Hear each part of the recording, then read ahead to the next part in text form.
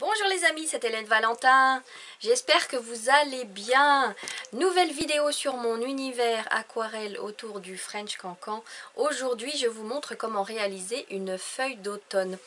Pour rappel, tous les motifs sur lesquels on s'entraîne seront susceptibles de se retrouver peut-être un jour sur une bottine, sur un sac à main ou quelque support que ce soit qui tourne autour du French Cancan.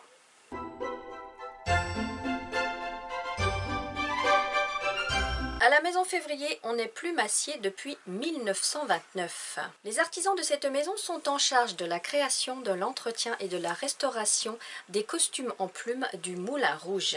Les plumes utilisées proviennent exclusivement d'oiseaux d'élevage et il est à noter qu'aucun oiseau n'est élevé pour ces plumes. On y travaille avec des plumes de mue en collaboration avec des éleveurs passionnés.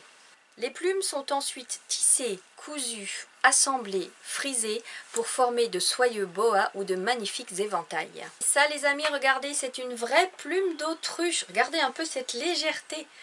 Celle-ci, elle vient d'un élevage et c'est une plume de mue, donc elle est tombée naturellement. Et pour information, à la fin de la vidéo sur les brins, il y a un petit tuto sur la façon d'aquareller une autruche. Allez, maintenant on passe à la réalisation de la feuille d'automne. Donc, munissez-vous d'une feuille à peu près de 15 par 21. Encore, elle fait même pas 15, elle doit faire 13, celle-ci. D'un bol pour faire un cercle. Donc, hop. Ça sera juste pour les repères. Ensuite, vous repérez le centre de ce cercle. À peu près, hein. Le centre. Sur l'axe, à la moitié de cet axe, tac, une autre petite croix. Et c'est là qu'on va faire la tige de notre feuille. Comme ça. Ensuite, les nervures, c'est très simple. Des zigzags. Donc un zigzag dans l'axe. Un autre vers le bas. Pareil dans la symétrie. Deux qui montent. Alors, vous prenez le repère de la moitié. Ici, à peu près entre les deux. Vous faites encore la moitié et encore la moitié. D'accord ? Il y en a un qui monte là, l'autre là. Vous faites pareil de l'autre côté. À peu près la moitié. Un repère là, un repère là. Un qui monte là et un qui monte là. D'accord ? Et ensuite, vous allez lier par des V en zigzag. Un petit V comme ça. Vous reliez chaque pointe.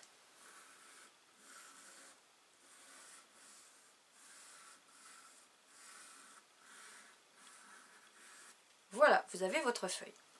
Maintenant, on ne va pas la laisser si régulière, hein. On va faire un petit côté de feuille qui va se rabattre, donc on gomme. Vous faites un trait un petit peu arrondi et la pointe qui vient comme ça. D'accord ? Voilà. Et maintenant, vous repassez avec votre crayon à encre indélébile. Vous repassez tous vos traits.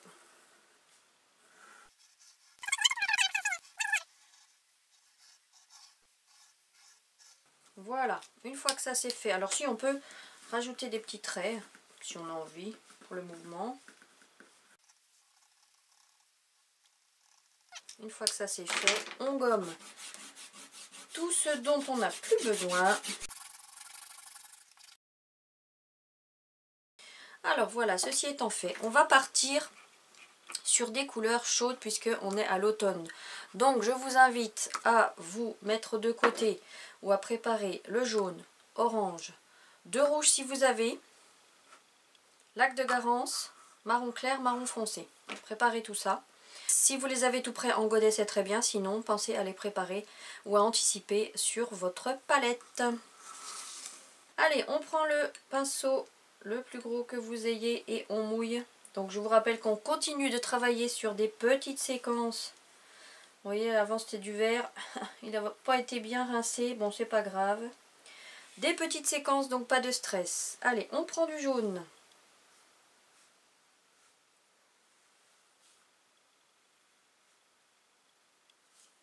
On fait le tour.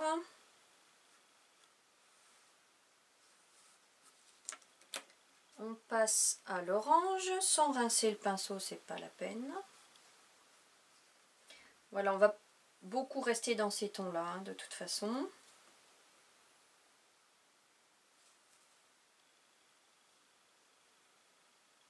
pouvez laisser des petites taches de jaune non recouvertes. Le rouge clair.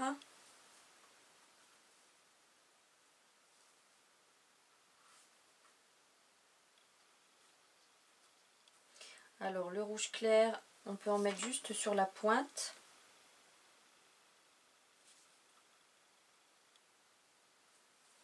Maintenant, je vous invite à prendre le pinceau le plus petit que vous ayez.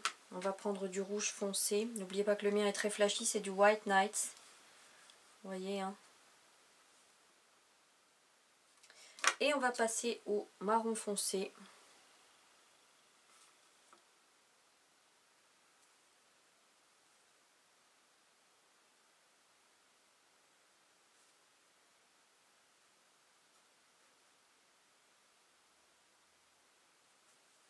Voilà, on peut en rajouter un petit peu à la pointe. Donc c'est beaucoup de spontané hein, sur ce genre de modèle. Je réfléchis pas du tout à ce que je vais faire à l'avance. Voilà. Et on va continuer de travailler chaque séquence. Ça va être à peu près la même chose à chaque fois. C'est pas un atelier qui est difficile. Ça vous permet aussi de tester d'autres mélanges de couleurs dans les couleurs chaudes.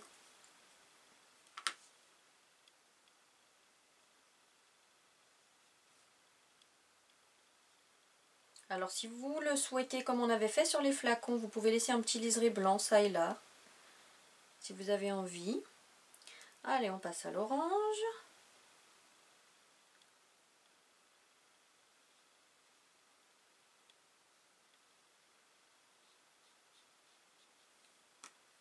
Là, j'ai encore du marron sur mon petit pinceau.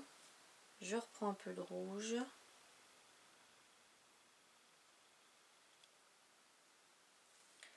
Sur la pointe. Pensez-y, hein, vous regardez une séquence, vous mettez pause, vous revenez en arrière pour faire votre propre aquarelle. Mais regardez bien chaque séquence jusqu'au bout, ça va vous permettre un petit peu d'anticiper. Et du marron foncé.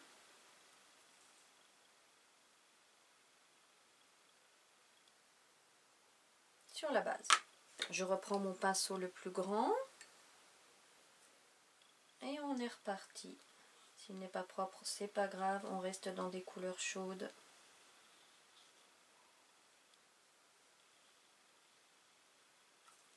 Le jaune.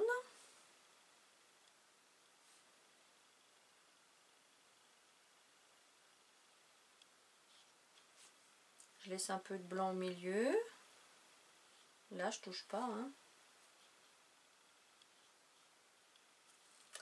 Orange, je remouille un petit peu la pointe de mon pinceau.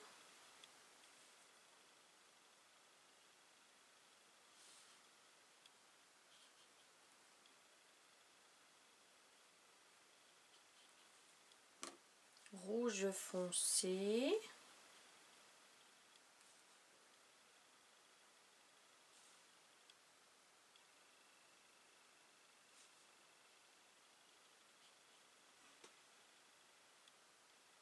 Et avec le petit pinceau, je reprends du marron foncé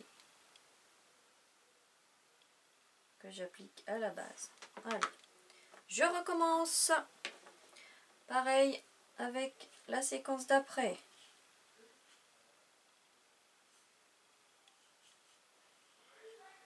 Hop là.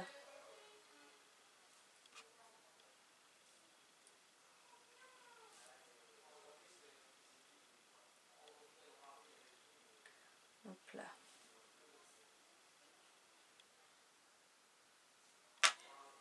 Orange.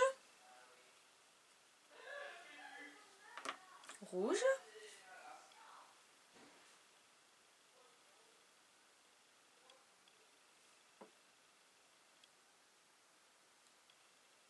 Very intense, hein, mon petit rouge là, mon petit rouge White Night.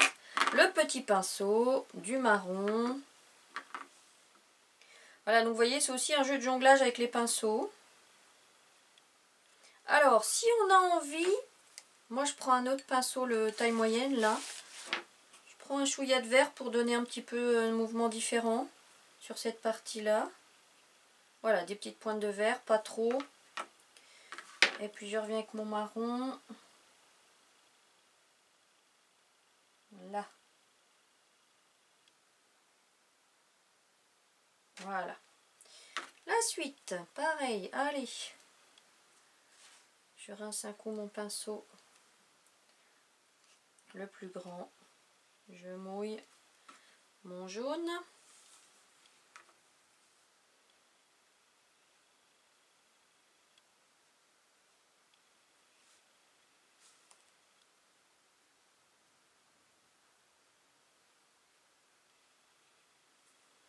Allez, on va faire intervenir un peu de vert clair pour changer.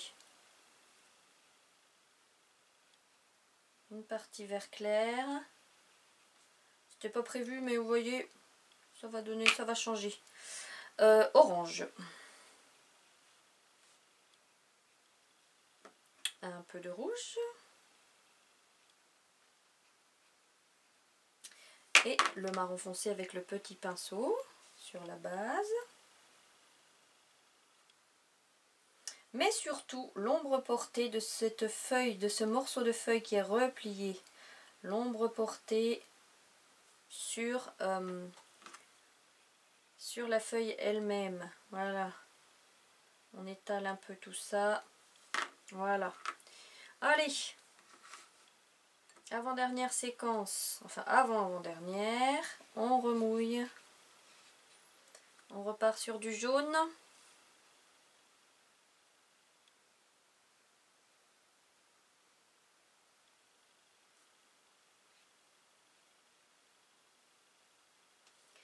Un peu de vert clair. Vous voyez comme mon mouvement, je fais tourner mon pinceau pour aller chercher de la couleur. Certains pigments le permettent, ce geste-là. Le lac de Garance, par exemple, je fais ça une fois, ça suffit pas. Les pigments du lac de Garance sont... J'ai un peu de mal à aller les chercher. Donc il faut plus insister. Si on reste sur le même, je rince pas mon pinceau. Un petit peu de rouge. Un petit peu de marron que j'ai encore sur mon petit pinceau. Et on n'oublie pas l'ombre portée là.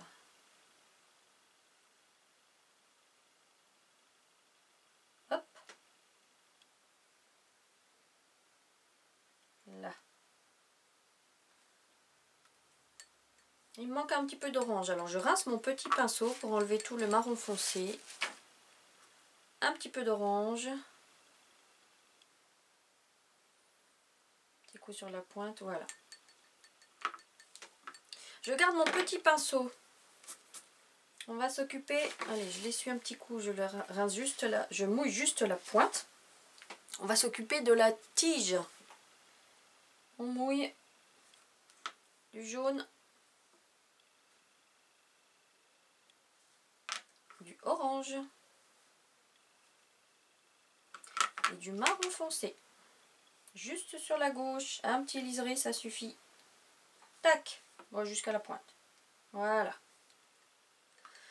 Et puis la petite partie qui se rabat, je rince mon pinceau. On reste sur le plus petit parce que c'est des petites surfaces. Je mouille juste la pointe.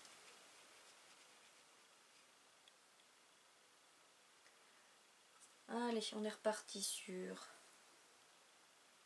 du jaune. Vous laissez bien, comme c'est un arrondi, on peut laisser des taches blanches, hein, puisque la lumière vient de la droite. On laisse un petit peu de blanc ici à droite. Alors là, j'ai envie de la faire verte. Vous travaillez cette partie comme on a travaillé les bulles et les ballons dans les premiers ateliers. Un chouïa de lac de Garance. Juste une ombre là en bas. Un peu de vert foncé.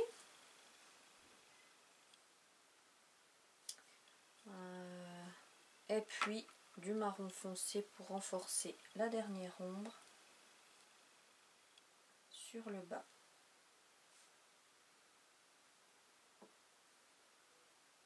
Ça la met encore plus en valeur, cette petite partie qui est retournée.